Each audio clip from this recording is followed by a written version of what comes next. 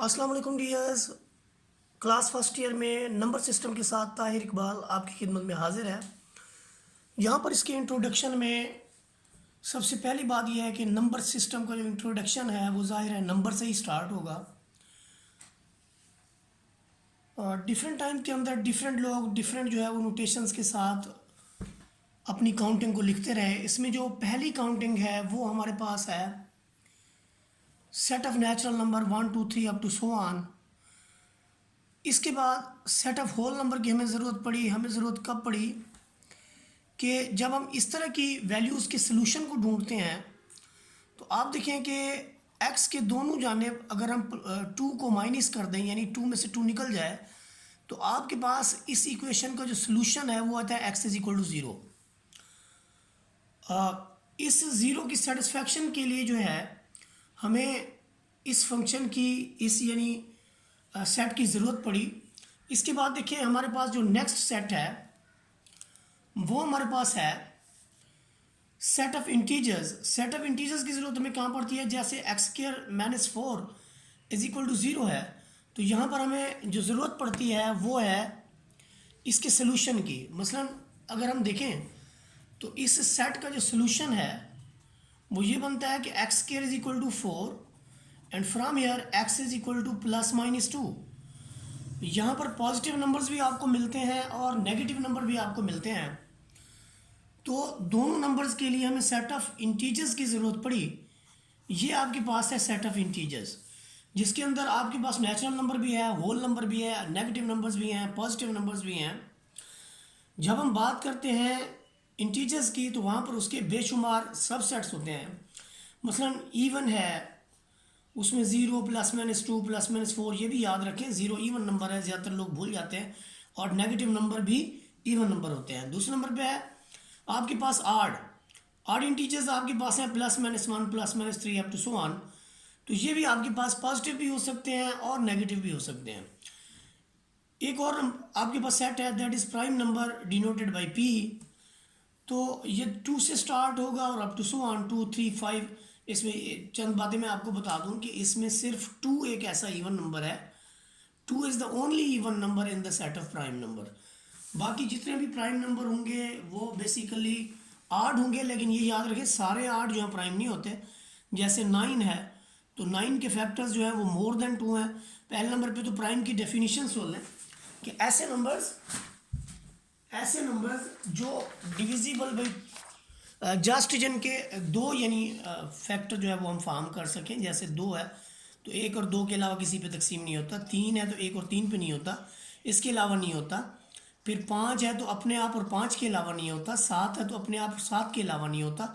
फिर 11 है तो अपने आप और 11 पे हो जाता है। कंपोजिट नंबर में देखिए जब आप 6 लेते हैं, 4 लेते हैं, 4 आपका 1 2 और 4 पे होता है। 6 आपका जो है वो 1 2 3 और 6 पे होता है। 9 जो आपका है वो 1 3 और 9 पे होता है। तो ये कंपोजिट नंबर है, ये आपके पास प्राइम नंबर है। तो प्राइम नंबर भी आपके आगे चल जा सकते हैं और कंपोजिट नंबर भी।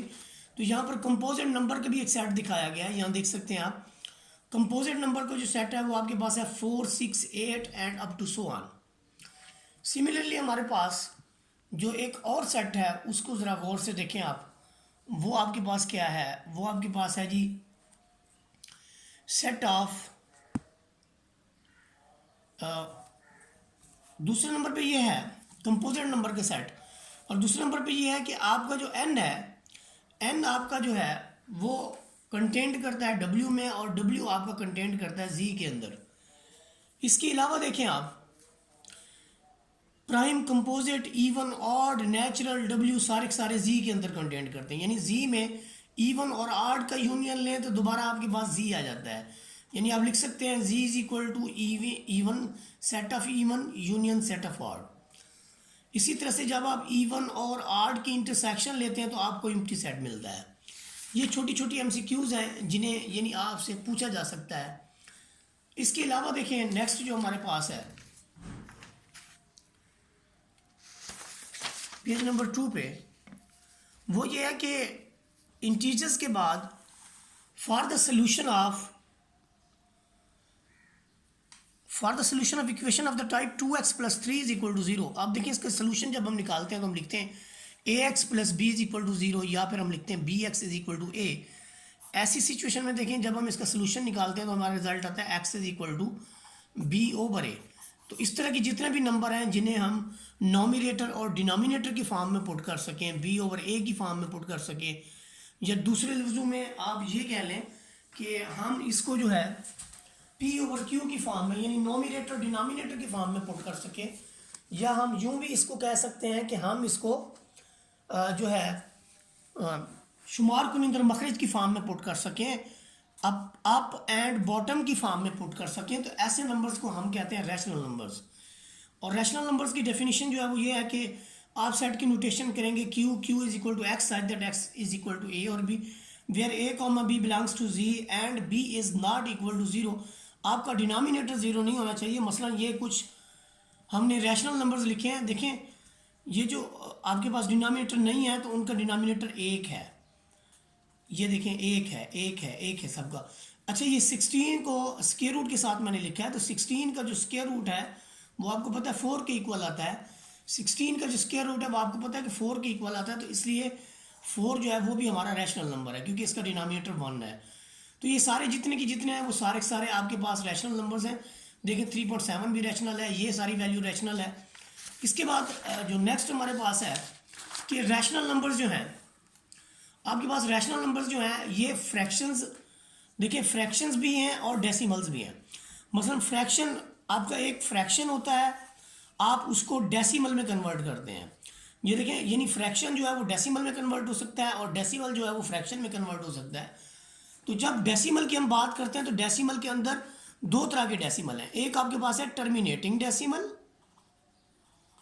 और दूसरा आपके पास है non terminating decimal. Terminating decimal ऐसे है जैसे 1/4 है, तो ये आपके पास टर्मिनेटिंग डेसिमल है। 1/4 को देखें, जब आप 1 को 4 पे डिवाइड करते हो आपका रिजल्ट आता है 0.25 यानी 0.25। इसके बाद जब आप 1/3 की बात करते हैं तो आपके पास देखिए 1/3 जो है, ये जो 1/3 है ये equivalent to 0.333 up to so on है। तो ये आपका नॉन टर्मिनेटिंग है, लेकिन नॉन टर्मिनेटिंग के साथ ये रिक्योरिंग भी है। जो डिजिट आपका नॉन टर्मिनेटिंग के साथ रिक्योर करेगा यानी रिपीटिंग होगा वो आपका जो है रैशनल में शुमार होगा। मसलन 2.3 के ऊपर अगर इसे बार लगा दें तो इसका मतलब क्या होता है, इसका मतलब ये होता है कि 333 अप टू सो ऑन। ऐसी सिचुएशन में ये भी रैशनल नंबर है। यहाँ पर आप देखें 0.142857 142857 अप टू सो ऑन, ये असल में कहाँ से मिला है हमें, 1/7 से मिला है। इसका मतलब ये हुआ कि अगर ये इस फॉर्म में भी होगा तो हम इसको रैशनल शुमार करेंगे। इसके बाद हम कुछ इरेशनल नंबर्स की बात करते हैं। इरेशनल नंबर्स हमारे पास किस तरह के होते हैं। इरेशनल नंबर्स जो है हमारे पास क्यू प्राइम की फॉर्म में होते हैं। इसका मतलब क्या है, यूँ समझें कि ये क्यू का कम्प्लीमेंट है। ऐसे रियल नंबर्स जो रैशनल नहीं होते वो इरेशनल होते हैं। यहाँ पर देखें आपके पास x such that x can not be put in the form of a और बी, यानी ऐसे नंबर्स जिनको नॉमिनेटर डिनोमिनेटर की फॉर्म में पुट ना किया जा सके वो आपके रैशनल नंबर्स कहलाते हैं। मसलन square root of 2, square root of 3, 7/5 square root, 5 और 16 स्क्वायर रूट, ये एक वैल्यू है जिसके अंदर रेपिटिशन नहीं है, रिक्योर नहीं करता, यानी रोटेशन नहीं है। ऐसे नंबर्स को हम इरेशनल नंबर्स कहते हैं। इरेशनल नंबर्स की क्या यानी स्टोरी है कि ये नॉन टर्मिनेटिंग होते हैं और नॉन रिक्योरिंग होते हैं।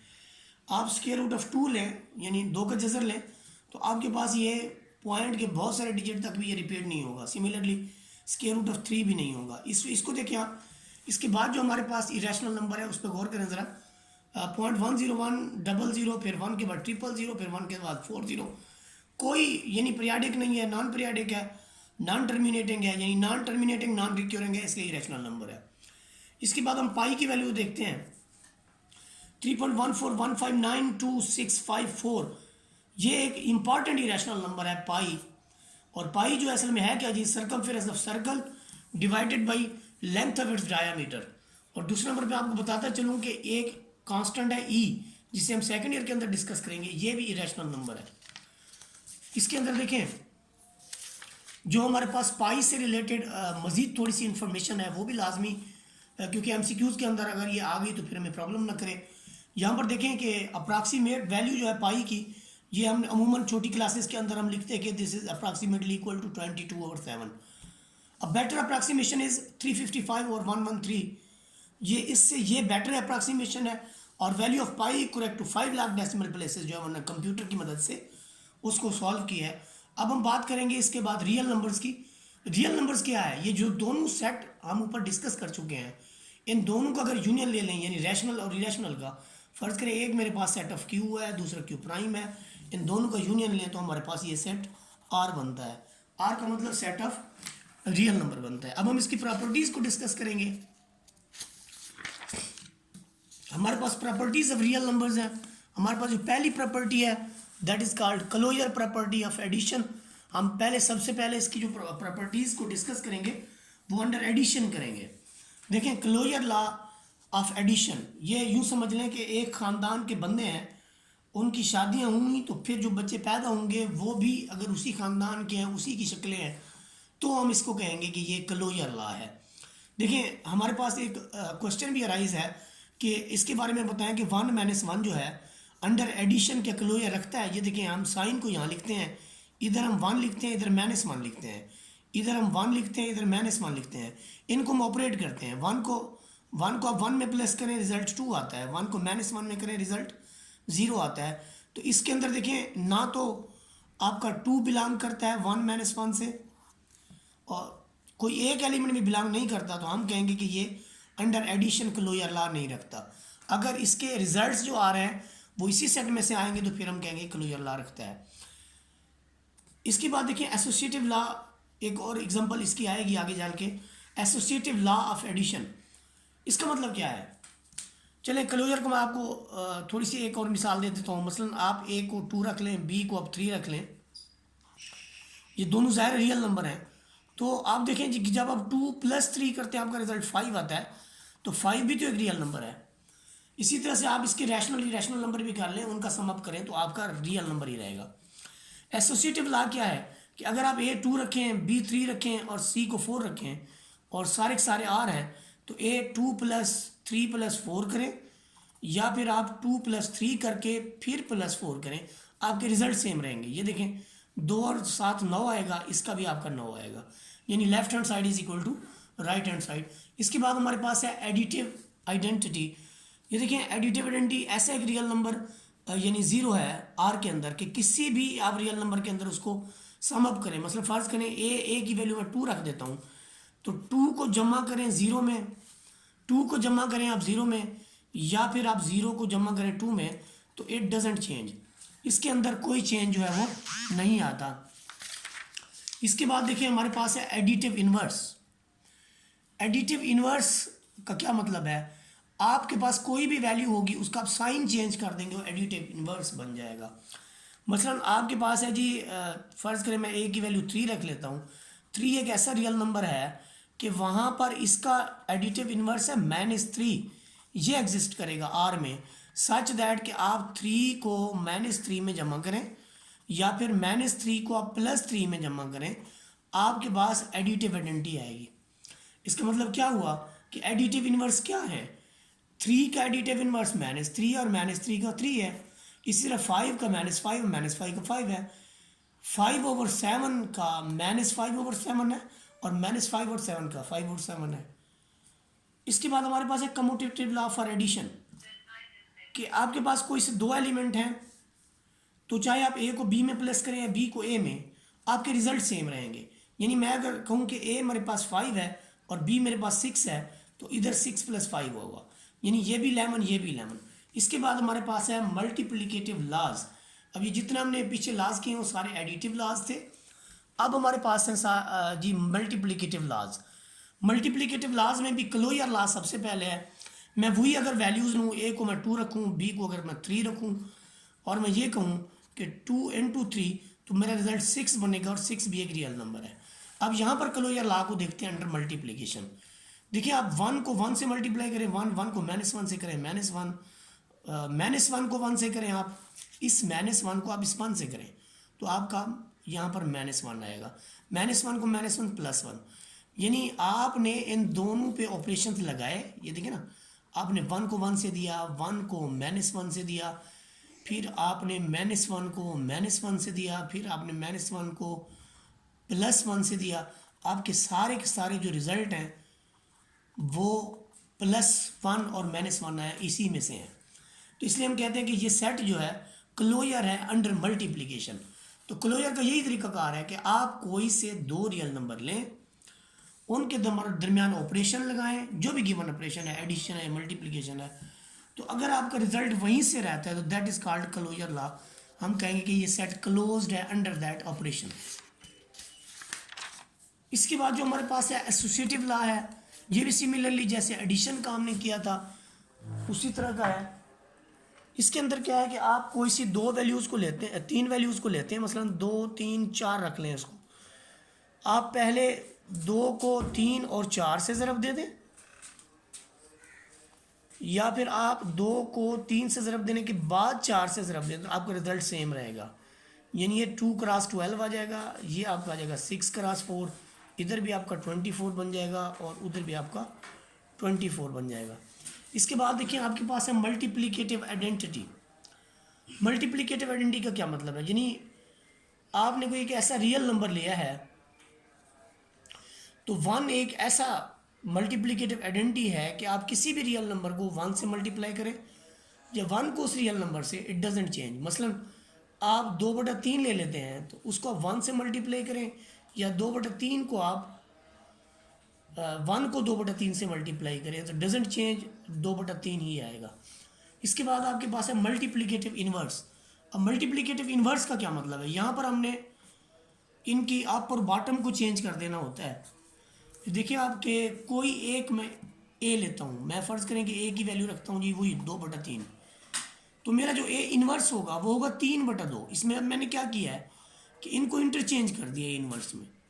तो आप देखिए यहाँ पर 2/3 के लिए इसका इन्वर्स जो है वो 3/2 है, या यूँ समझिए कि 3/2 अगर पहले लिखूँ, 2/3 बाद में लिखूँ, तो देखिए कैंसलेशन लॉ के तहत ये आपस में कैंसिल होते हैं और रिजल्ट 1 आता है। इसका मतलब क्या हुआ कि 2/3 और 3/2 are the multiplicative inverse of each other.